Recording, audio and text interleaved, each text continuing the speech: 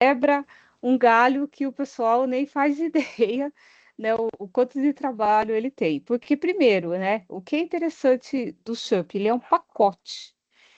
E ele consegue transformar o nosso computador, né, em um servidor, né? E assim a gente consegue programar para o web, desenvolvendo páginas, desenvolvendo sistemas web, né? Vamos colocar dessa forma, porque os sistemas que simplesmente rodam no computador, a gente sabe que eles estão cada vez diminuindo, né? Hoje quase não se fala de criar um programa que funcione só no computador e pronto, né?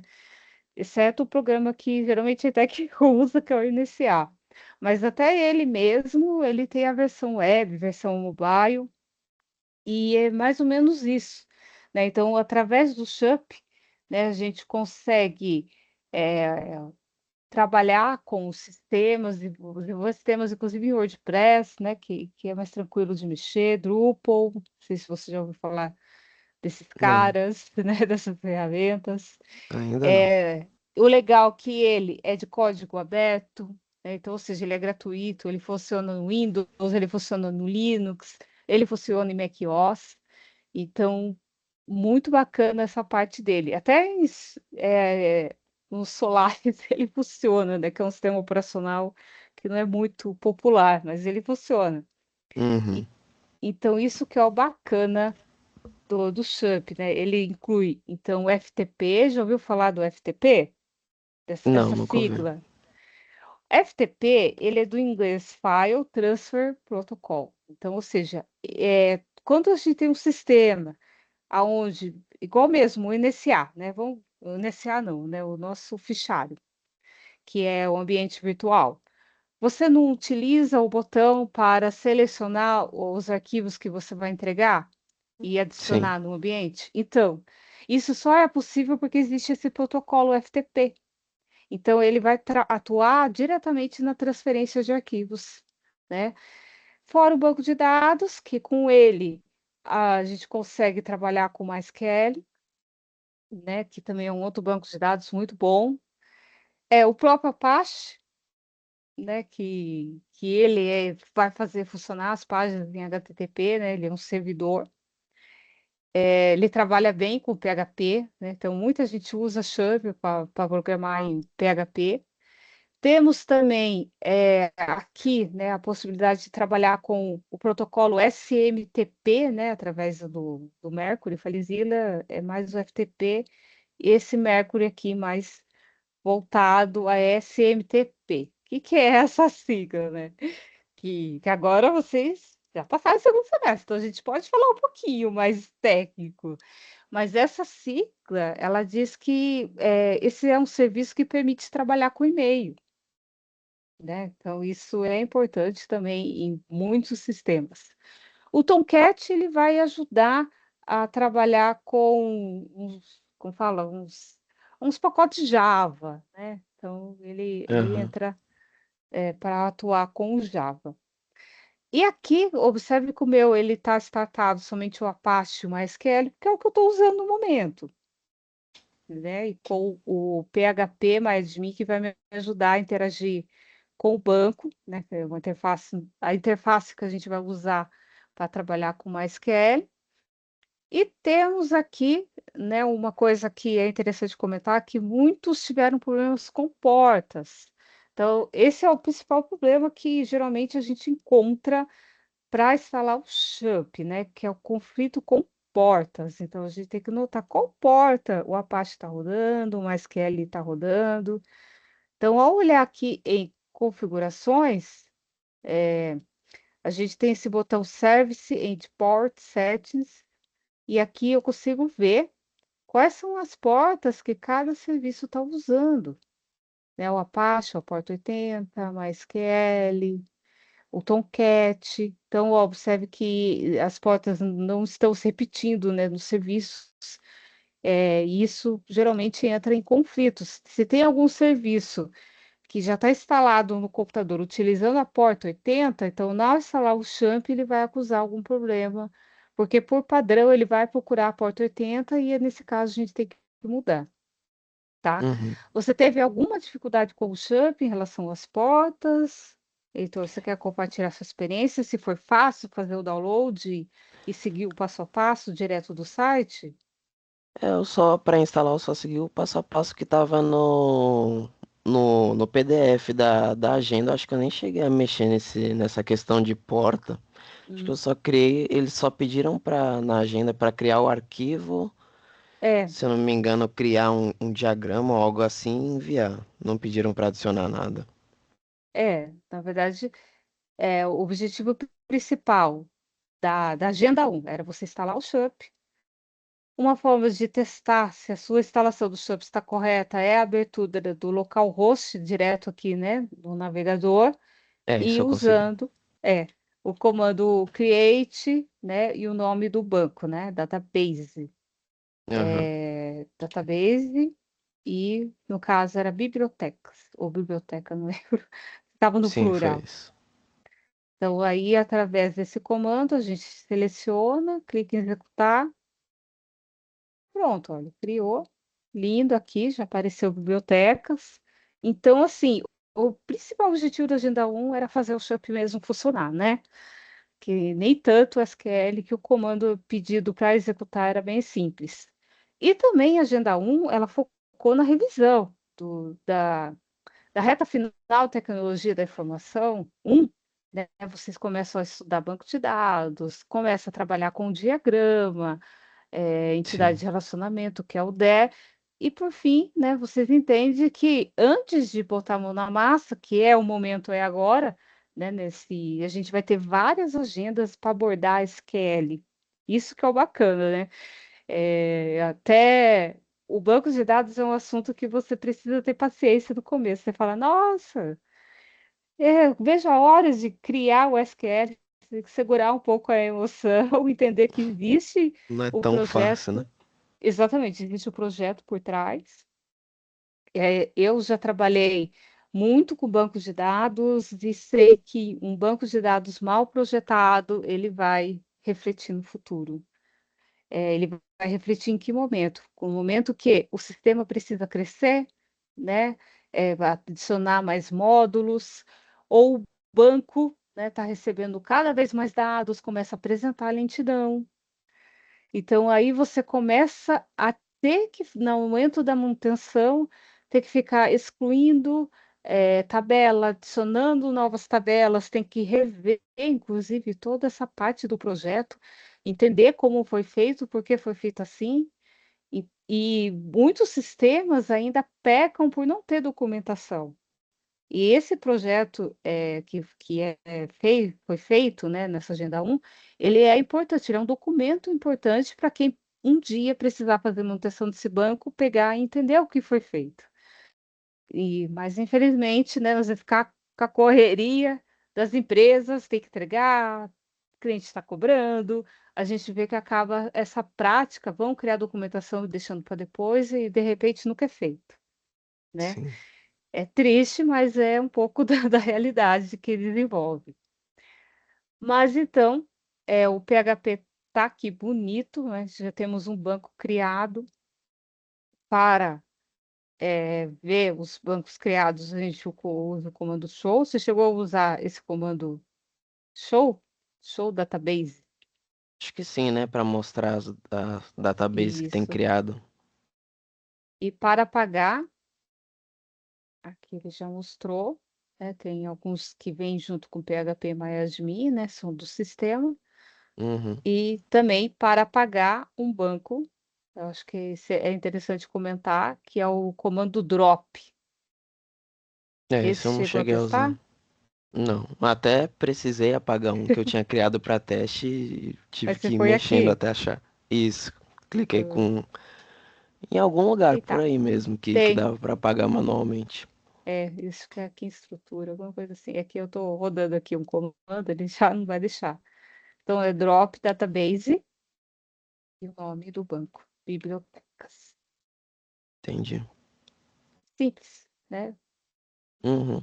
Simples de mexer. Olha, ele já apagou, tá? Então, Agenda 1 ainda é focado na teoria, Mais agenda 2, vamos pegar aqui a agenda 2. Nossa, eu tô com a agenda 0. Eu tava vendo o calendário, sabe? Sim. Eu já tô- Que agenda que vai abrir semana que vem. Chegou a usar a IA? E agora a gente tem essa novidade, né? Temos a IA aqui. Na Pra... agenda um. Não, em todas as agendas agora. Né? Temos a... Ah, do próprio site, né? Do EAD. Isso, é. Cheguei a testar, mas não usei de fato, não, pra Não, aula. entende? Mas se encontrar algum erro, tá? Pode mandar um correio tech que a gente informa, né? Porque, querendo ou não, isso é novo e ainda Sim. pode apresentar algum problema. Então, agenda 2, tá? É continuação, vou direto mergulhando no tema, é continuação do assunto SQL. Eu gosto de bancos de dados, acho um assunto muito gostoso, e muito importante também. Então, aqui, a gente tem os comandos principais, que agora a agenda vai focar, é o comando de criação de tabela, tá? Então, no momento da criação de tabela, a gente precisa estar muito atento às restrições que vamos adicionar. Então, nesse momento aqui, Heitor, eu vou compartilhar um material que é muito bom, eu uso bastante em aula, que é a W3C School. Você já chegou a usar? Ah, sim, no primeiro módulo a gente usou bastante para mexer Ah, com vou usar. HTML, SS, CSS, Exatamente. né?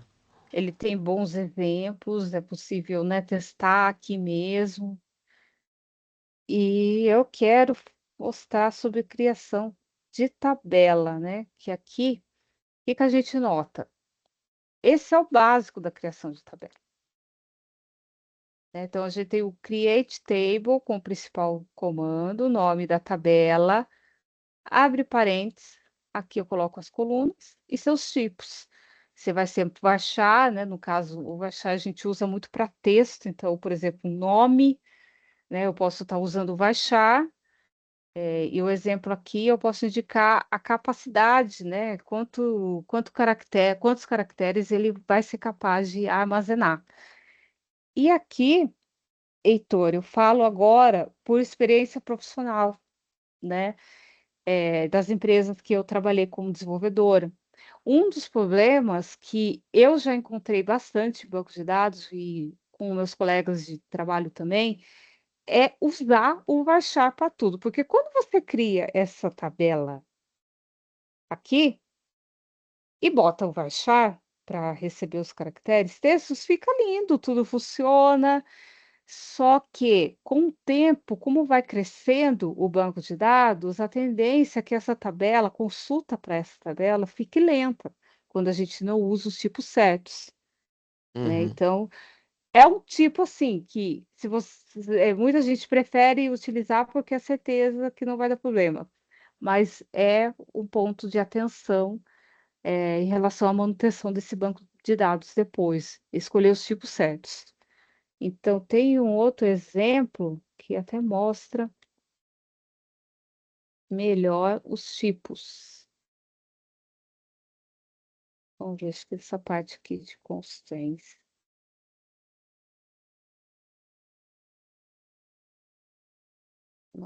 Aqui, ó, age, né, no caso idade, vai receber um inteiro. Esse é um exemplo, inclusive, que eu já vi muitas pessoas colocarem direto varchar. Vai receber 18? Vai. Mas dependendo, se você quiser depois fazer um cálculo, né, que os dados que eu coloco no banco de dados, eu posso recuperar, né, essa coluna age e fazer um cálculo de idade. Como que eu vou fazer se esse campo está texto? uhum. Funciona, mas não é o ideal, né?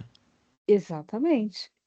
Então, vai ter esse problema futuro, dependendo da situação. E uma coisa assim que é interessante comentar com você em relação a essa agenda é o uso das restrições. Então, isso é muito importante garantir a integridade desse banco de dados. Quando eu uso restrições, igual mesmo está marcado aqui, not null, né? Ou seja, eu estou dizendo que não é para preencher, deixar de preencher, que o preenchimento é obrigatório, informar o nome e sobrenome, tá? Eu estou garantindo que esse campo nunca vai ficar vazio, né? Então, olha só como as restrições ajudam a garantir um banco de dados bom, né, performático, que realmente vai ajudar a gente nas consultas. Outras Uhum. restrições que é bem interessante é o uso do not null, então, obrigando, né, a passar um valor, então nunca deixar vazio. Temos o unique, que é bem parecido com o not null, né? E o unique tem a característica que para dizer o seguinte, ó, esse valor ele tem que ser diferente.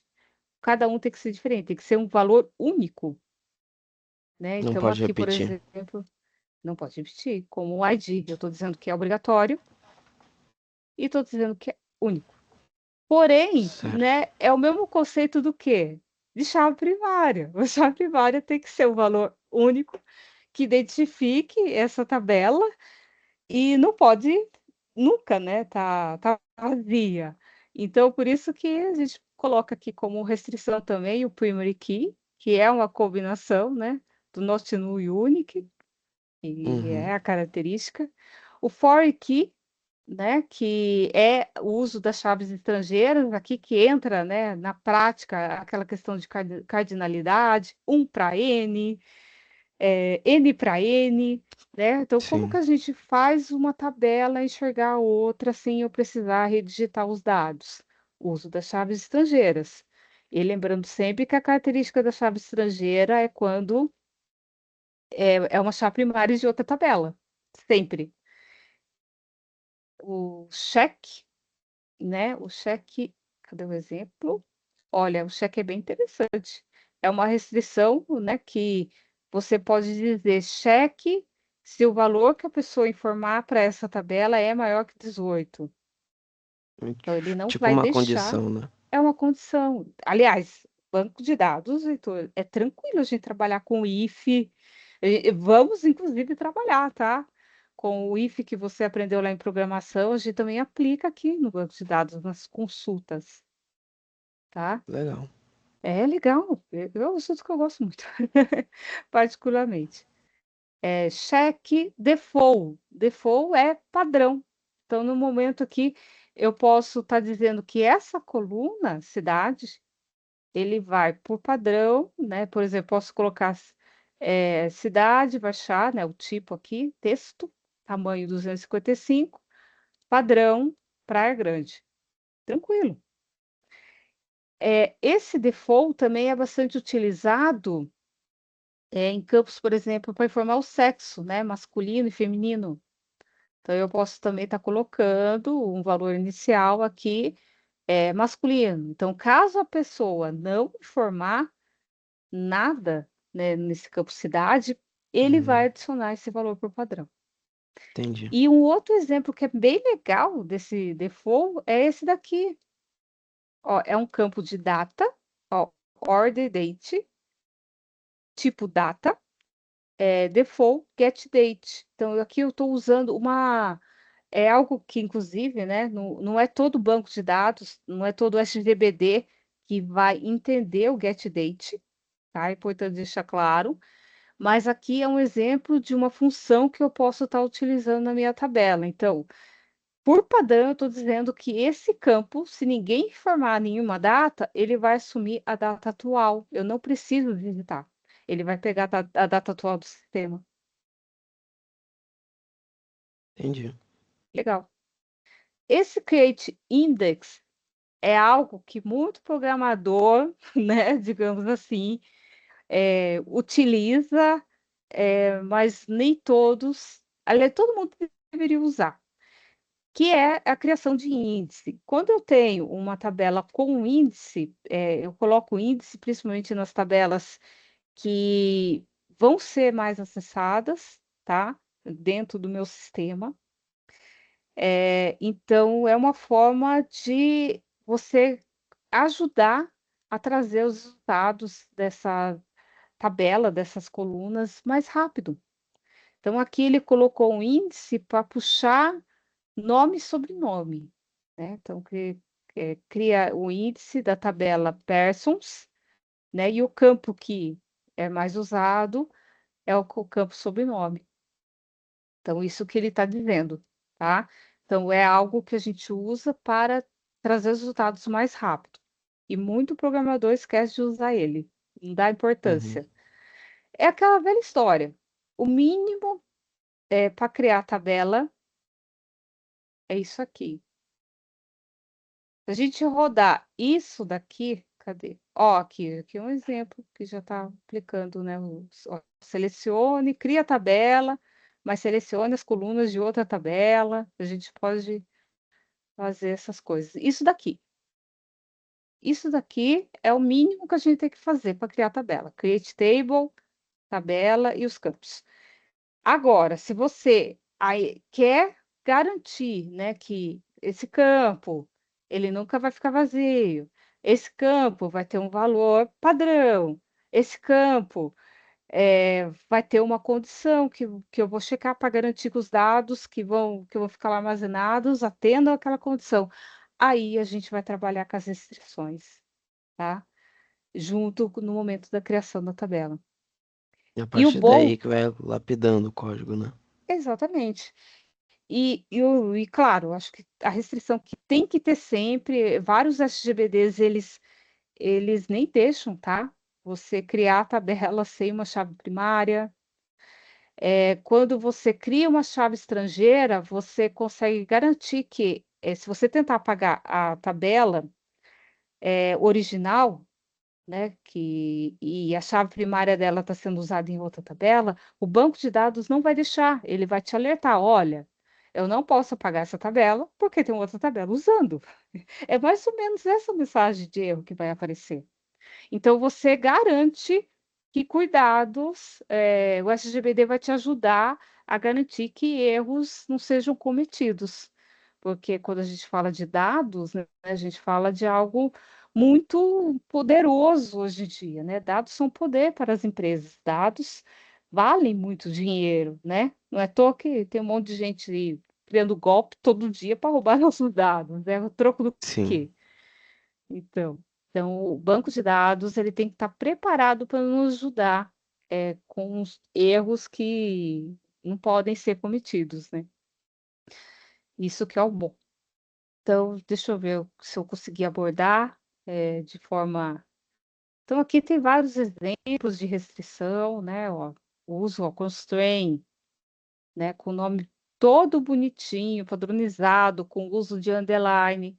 Então, isso daqui é interessante ter já o costume de fazer, né?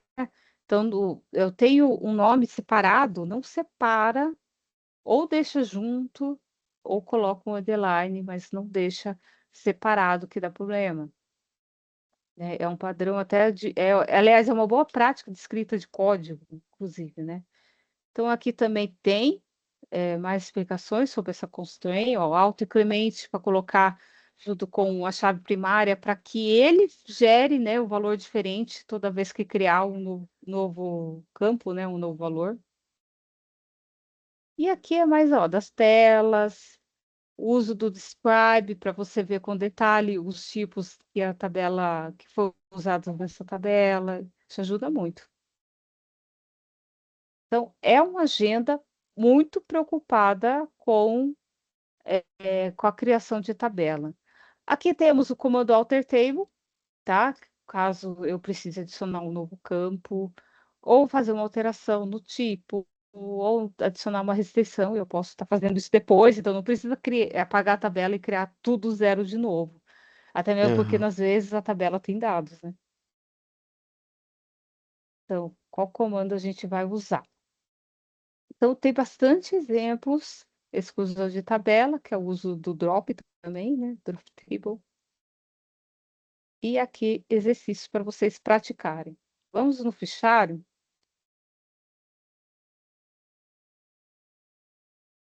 Então, como você está, ó, o fichário até o dia 2, ao meio-dia, tem que começar a fazer. O fichário, ele é a continuação da Agenda 1, né? Então, o assunto bibliotecas continua, né? Então, as tabelas também, filial e livro.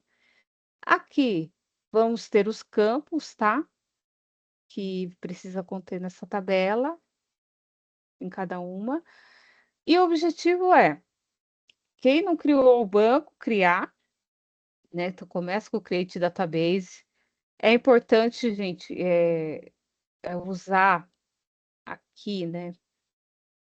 Na hora de criar a tabela, tem gente que esquece, que é o comando use. Tá um pouco lento aqui?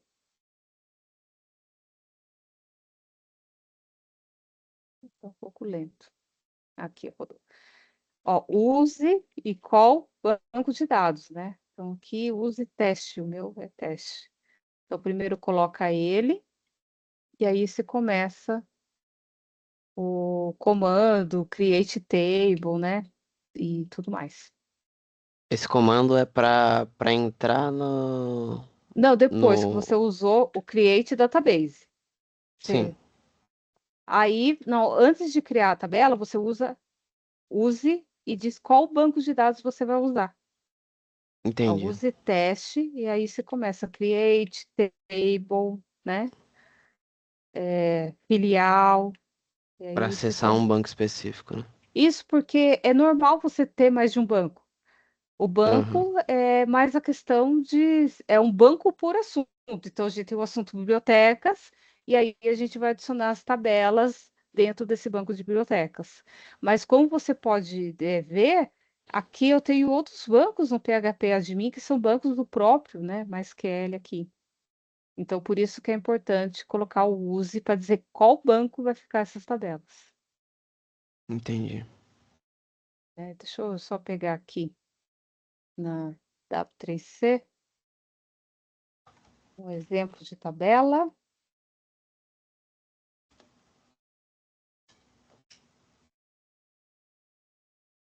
Então, aqui eu já estou mandando executar.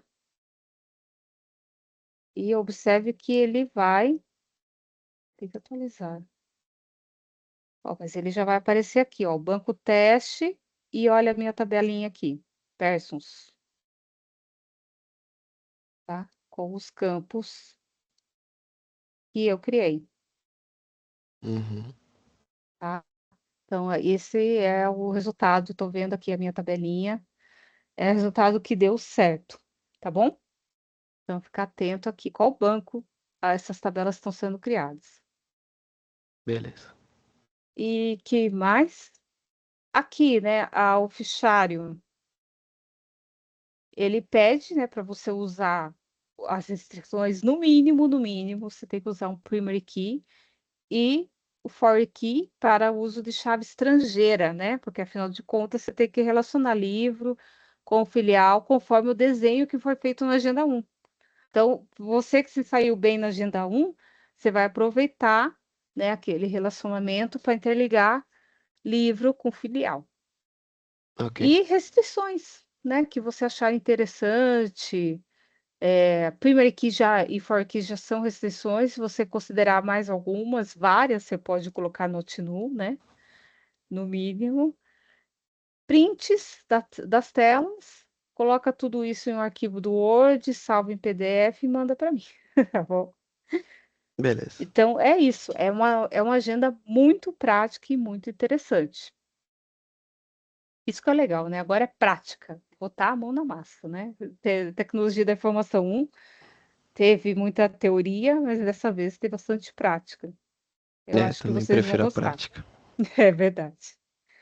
Bom, da minha parte é isso, Heitor. Você tem mais alguma dúvida que eu possa te ajudar? Não, por enquanto não. Acho que ficou bem Olha, explicado. Assim tem que eu mais uma tiver. pessoa aqui, Carmen. Desculpa, não vi você entrar, minha querida. Tudo bem? Eu não estou ouvindo a Carmen. É, Bom, Heitor, Professora, saiu. tudo bem? É, agora deu.